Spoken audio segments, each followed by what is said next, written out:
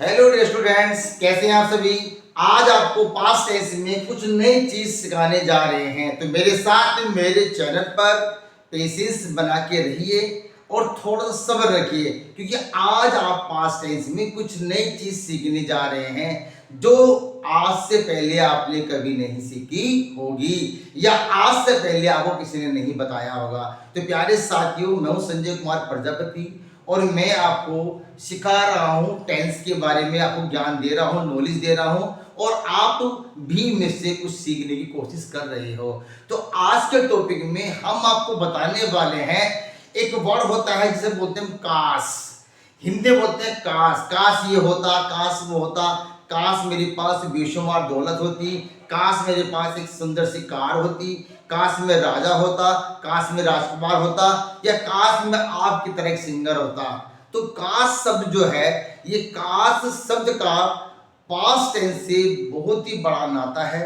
इसी काश शब्द के ऊपर आज हम काम करने वाले हैं, तो मेरी वीडियो को शुरू से लेकर लास्ट तक देखना, इसे मिस मत करना, नहीं तो ये काश शब्द जो है ये आपसे पीछे रह जाएगा, ये छूट जाएगा और इसको आप कभी कर नहीं कर पाओगे। तो प्यारे साथियों, मेरे साथ मेरे चैनल पर बने रहिए और वीडियो को आखिर तक देखना ना भूलें, ठीक। तो शुरू करते हैं पास्ट टेंस के बारे में। कुछ ऐसी चीजें, ऐसी बातें जिनके बारे में शायद ही आपको थोड़ा बहुत ही मालूम हो। मैं ये नहीं कहता हूँ कि आपको नहीं आता, हो सकता है आपको आता हो, लेकिन आप थोड़ा सा कुछ नया सीखने जा रहे हैं। तो मेरे साथ आइए और सीखते हैं जी। हम बात करते हैं पास्ट टेंस में ऐसे वाक्यों की जिनमें लिखा आता है काश। काश में एक राजा होता, हूं तो नहीं। काश में किसी इंटर कॉलेज में प्रिंसिपल पद पर होता, हूं तो नहीं। काश मेरे पास एक कार होती, है तो नहीं। काश में 98% से पास हो जाता, हुआ तो नहीं। तो कुल मिला के बात यह है कि काश शब्द जब सेंटेंस के शुरू में लग जाता है तो बन जाता है पास्ट टेंस। और पास्ट टेंस के बारे में आज हम आपको नए टिप्स देने वाले हैं। तो क्लास मिस मत करना, मेरे चैनल पर बने रहना और आज इस टॉपिक को सीख के ही जाना जी। हम बात करते हैं सपोजिशनल सेंटेंस की। सपोजिशनल सेंटेंस किसे कहते हैं? जहां पर वाक्य में बिल्कुल कोरी कल्पना की जाती है। कोरी कल्पना होती है, कल्पना होती है, अपने माइंड में सोचते रहते हैं। वो एक्शन हमारी लाइफ में होता नहीं, हम उसकी कल्पना करते हैं। जैसे काश में एक राजा होता, काश में एक राजा होता, हूं तो नहीं। तो I wish that I were a king. काश में एक राजा होता है, तो ये बना पास्ट टेंस। पास्ट टेंस बना नहीं बना। तो कुछ सेंटेंस हमारे ऐसे होते हैं जो दिखने में तो लगते हैं प्रेजेंट में, लेकिन वास्तव में वो पास्ट में होते हैं। ऐसे ही सेंटेंस के बारे में आज हम चर्चा करने वाले हैं। सपोजिशनल सेंटेंस के अंदर वही कंडीशन अप्लाई की जाती है जो इसके बारे में मैं आपको बताने की कोशिश कर रहा हूं जी। जैसे सपोजिशनल सेंटेंस यानी कोरी कल्पना, ऐसे सेंटेंस हमेशा इफ से, एज से, as though, I wish, he wishes, she wishes, O that, would that आदि से शुरू होते हैं। ऐसे सेंटेंस को हम सपोजिशनल सेंटेंस कहते हैं। एग्जाम्पल लेके, काश वह एक राजकुमारी होती। काश वह एक राजकुमारी होती। वह राजकुमारी है नहीं, वो सोच रही है, कल्पना कर रही है कि काश वह राजकुमारी होती। तो she wishes that she were a princess. She wishes that she were a princess. तो आपने देखा इस सेंटेंस में सी विशेस, विश और विशेस यानी ईएस लग गया सिंगुलर सब्जेक्ट होने पर। सी विशेस दैट, आप कहोगे सर ये तुम्हारा प्रेजेंट टेंस हो गया। आप कहोगे सी विशेस दैट, काश वे एक राजकुमारी होती। जी हाँ, ये काश की ही अंग्रेजी है। सी विशेस दैट, काश वे राजकुमारी होती। सी वर आ प्रिंसेस, सी वर आ प्रिंसेस, काश वे राजकुमारी होती। तो सपोजनल सेंटेंस जहां पर कोरी कल्पना होती है वो सेंटेंस आधे तो बनते हैं प्रेजेंट में और आधे बनते हैं पास्ट में। तो ऐसे सेंटेंस को देख के कंफ्यूज नहीं होना है, घबराना नहीं है। ये भी सेंटेंस हमारे एग्जाम का पार्ट है, इनके बारे में भी एग्जाम में पूछ लिया जाता है।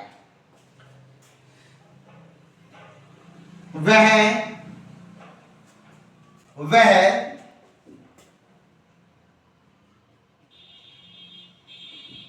ऐसे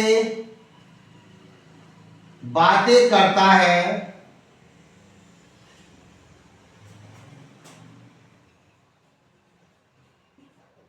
मानो वह कोई नेता हो। अब ये वाक्य है कि वह ऐसे बातें करता है मानो वह कोई नेता हो। वह ऐसे बातें करता है मानो वह कोई नेता हो। जी, ये हमारा सपोजिनल सेंटेंस है। इसकी अंग्रेजी बनाएंगे ही टॉक्स, वह ऐसे बातें करता है एज इफ, मानो। प्यारे बच्चों, एज इफ का मतलब होता है मानो, मान लिया जाए। ही टॉक्स एज इफ, ये तो हमारा प्रेजेंट हो गया, ये तो हमारा प्रेजेंट हो गया। लेकिन इससे आगे जो वाक्य बनेगा, जो सेंटेंस का आगे वाला पार्ट होगा, जो बाद वाला पार्ट होगा, वो पास्ट में बनेगा, उसे पास्ट में बनाएंगे। इन्हीं को बोलते हैं सपोजिनल सेंटेंस। जी, he talks as if he were a leader, वह ऐसे बातें करता है मानो वो नेता हो। तो ही वर आ लीडर। एक बात और, रिमेंबर वन थिंग, चाहे हमारा सब्जेक्ट सिंगुलर हो, चाहे हमारा सब्जेक्ट प्लूरल हो, इन सभी के साथ में आने वाली जो हेल्पिंग वर्ब होगी पास्ट की, वो वर होगी, WERE वर होगी, वो वोज नहीं होगी। ये सपोजिनल सेंटेंस का सबसे बड़ा लॉजिक है। सब्जेक्ट चाहे कोई भी हो, ही हो, सी हो, आई हो, यू हो, वी हो, दे हो, सबके साथ वर्ग का ही यूज होना है। पहला पार्ट प्रेजेंट में और बाद वाला पार्ट पास्ट में। इन्हें बोलते हैं पास्ट टेंस में सपोजिनल सेंटेंस। इनकी शुरुआत जो होती है इफ से होती है, एज इफ से होती है, एज दो से होती है, आई विश से होती है, ही wishes, she wishes, he wishes, she wishes, और दैट, काश, वुड दैट, काश, ये सब हमारे सपोजिनल सेंटेंस है। इन्हें हम सपोजिनल सेंटेंस कहते हैं। आई होप आपकी समझ में आ रहा होगा। एक्सक्यूज मी जी। तो कहा थे हम, यानी सपोजिनल सेंटेंस ही से भी शुरू हो सकते हैं, सी से भी, इफ से भी शुरू हो सकते हैं ये, O that, would that, as if, as though, कुछ ऐसे इस तरह के वर्ड जो आते हैं जो हमें सपोजिनल सेंटेंस की पहचान कराते हैं। तो ऐसे सेंटेंस को देख के कभी कंफ्यूज मत होना, बस इस वर्ब का ध्यान रखना, WERE वर्ब, इस वर्ब का ध्यान रखना। अगर बात किसी व्यक्ति की हो रही है तो वर्ब का यूज करेंगे, अगर बात किसी वस्तु की हो रही है तो हैड का यूज करेंगे। एक एग्जांपल हैड का ले लेते हैं पास्ट टेंस में। कैसे?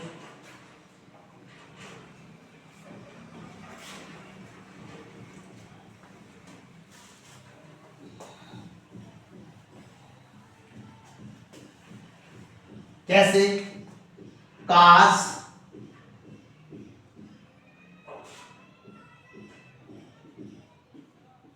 उसके पास एक कार होती, काश उसके पास एक कार होती, काश, काश की इफ, या फिर ओ दैट, या फिर वुड दैट। इफ सी या फिर he had a car, had a car, देखो है तो प्रेजेंट टेंस, काश उसके पास एक कार होती, लेकिन इंग्लिश बननी है पास्ट टेंस में। तो कुछ सेंटेंस हमारे पास्ट के ऐसे होते हैं जो दिखने में तो लगते हैं प्रेजेंट टेंस, लेकिन वास्तव में वो होते हैं पास्ट टेंस। तो बिल्कुल भी कंफ्यूज नहीं होना है। पास्ट सपोजनल सेंटेंस को बनाने का तरीका यही है, बस वर्ब का ध्यान रखो और हेड का ध्यान रखो। ठीक जी, आगे बढ़ते हैं।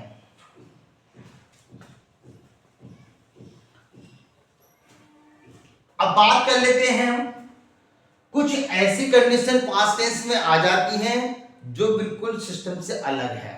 जैसे अभी आप देख रहे हैं कि बोर्ड पर मैंने कुछ पॉइंट नोट किए हैं, ये समझाने के लिए कि कुछ ऐसे भी पास्ट टेंस होते हैं जिनकी हम कल्पना भी नहीं कर पाते हैं। वो कैसे होते हैं? ऐसे सेंटेंस शुरू होते हैं इट इज टाइम से, इट इज हाई टाइम से। मैं कहना ये चाह रहा हूं प्यारे साथियों कि इट इज टाइम और इट इज हाई टाइम के बाद में जो भी सेंटेंस बनेगा वो पास्ट टेंस में बनेगा, वो प्रेजेंट में नहीं बनेगा, वो फ्यूचर में नहीं बनेगा, वो सिर्फ और सिर्फ पास्ट टेंस में बनेगा।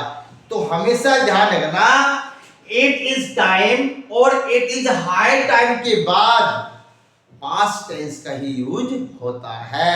कैसे?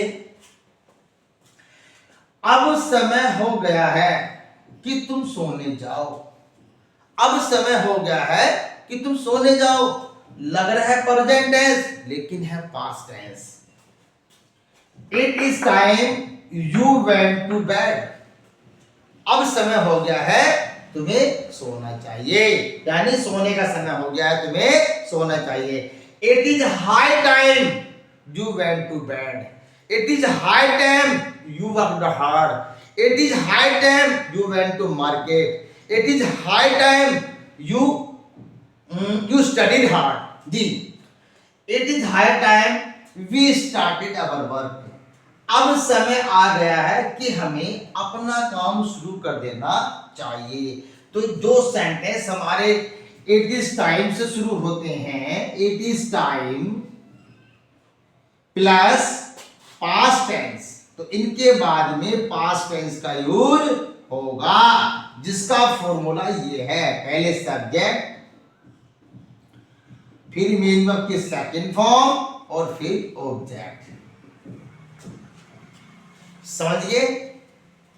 एक एग्जांपल हम आपको और देते हैं, ये आपने नोट कर लिया होगा, मैं इसको रब करना चाहूंगा, लेकिन वो एग्जांपल हम आपको यहीं दे देंगे।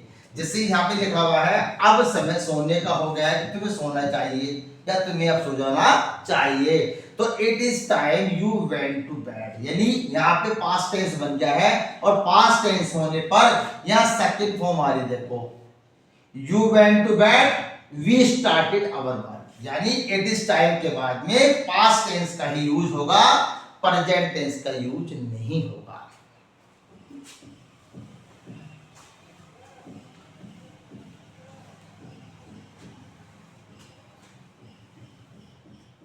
जी और समझिए, it is time, it is high time, it is high time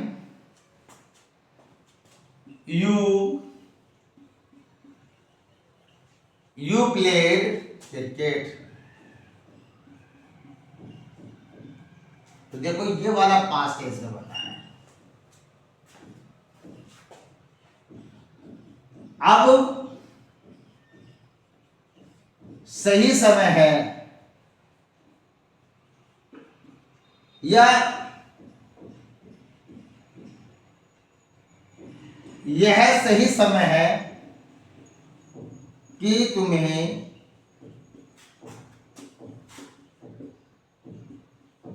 cricket खेलनी चाहिए, तुम्हें क्रिकेट खेलनी चाहिए। या कि तुम क्रिकेट खेलो, तो ये वाला सेंटेंस हमारा पास्ट में बनेगा। तो कुछ पास्ट टेंस के ये भी तथ्य बाकी है। अभी पास्ट टेंस में और बहुत सारी चीजें हैं जिनको मैं बताना चाहूंगा, एक एक करके मैं सारी बातें आपको बता देता हूं। इस पास्ट टेंस को फिनिश करते हैं अफर्मेटिव को।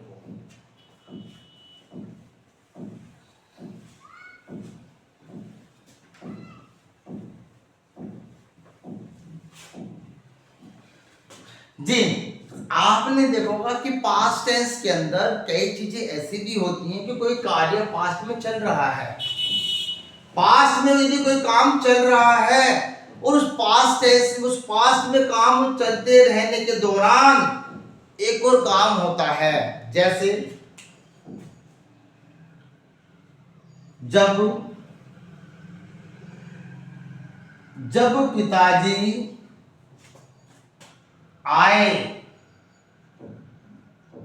जब पिताजी आए, मैं खाना खा रहा था। देखो, अब ये वाला कार्य हो रहा था, मैं खाना खा रहा था, कब? जब पिताजी आए। तो ये वाला सेंटेंस जो है ये हमारा सिंपल पास्ट है और ये हमारा पास्ट कंटिन्यूअस है। यानी एक कार्य कंटिन्यू था, दूसरा कार्य अचानक उससे हो गया। यानी जब कोई पास्ट में कोई कार्य जारी होता है उसी दौरान कोई एक नया एक्शन हो जाता है। ये भी पास्ट टेंस के रूल एक पार्ट है। व्हेन, इसमें टाइम वर्ड का यूज हो गया है, एड और टाइम आ गया इसमें।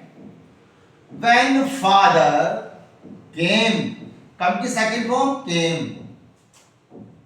व्हेन फादर केम, तो देखो ये पास्ट टेंस आ गया। When father came comma I was eating food, मैं खाना खा रहा था।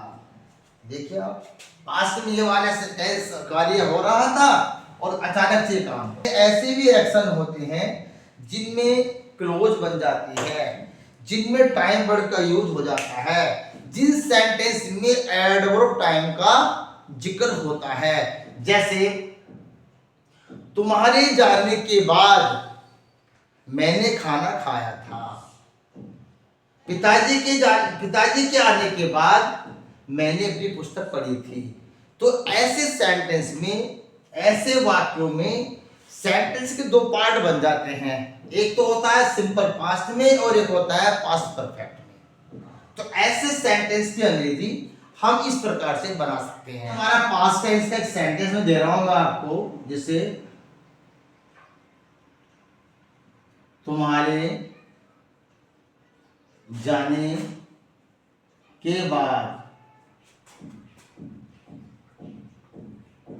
मैंने चाय पी थी। अब इस वाले सेंटेंस के अंदर दो काम हुए हैं, एक तो तुम्हारा जाना और एक मेरे द्वारा चाय पीना। ये हमारा पास्ट टेंस का एक पार्ट है। इस सेंटेंस की अंग्रेजी बनाते समय हमें ये ध्यान रखना है कि कौन सा कार्य इसमें बाद में हुआ है। तो प्यारे बच्चों, ये वाला काम बाद में हुआ है, इसकी अंग्रेजी हम पहले बनाएंगे और पास्ट इंडेफिनिट में बनाएंगे। आई टुक टी, इस प्रकार आफ्टर से जोड़ दिया सेंटेंस को। तुम्हारे जाने के बाद यू हैड गॉन, यानी इसकी अंग्रेजी बनी पास्ट इंडेफिनिट में और इसकी अंग्रेजी बनी पास्ट परफेक्ट में।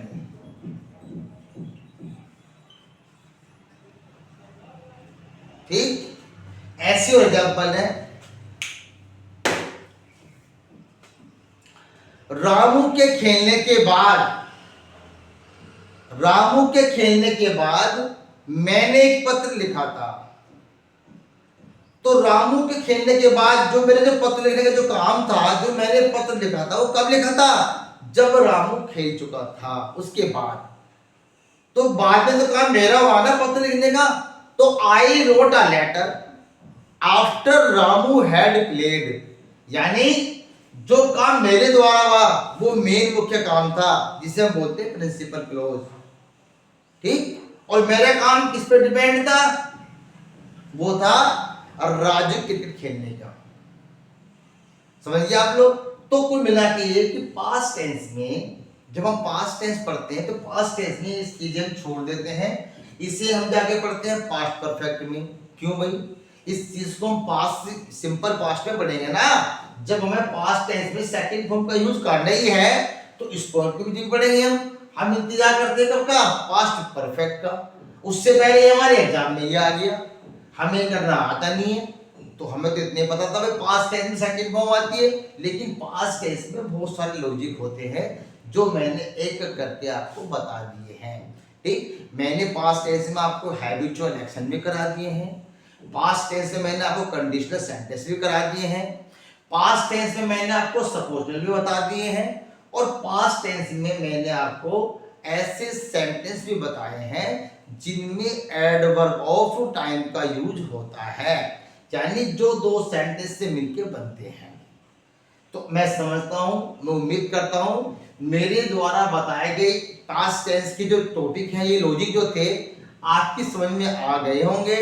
आपने समय से अच्छी तरह मेरी वीडियो देखी भी होगी। तो अगर आपको मेरे द्वारा पढ़ाया हुआ ये मेरा टीचिंग मेथड आपको अच्छा लगा है तो वीडियो को लाइक कर देना और चैनल को सब्सक्राइब जरूर कर देना।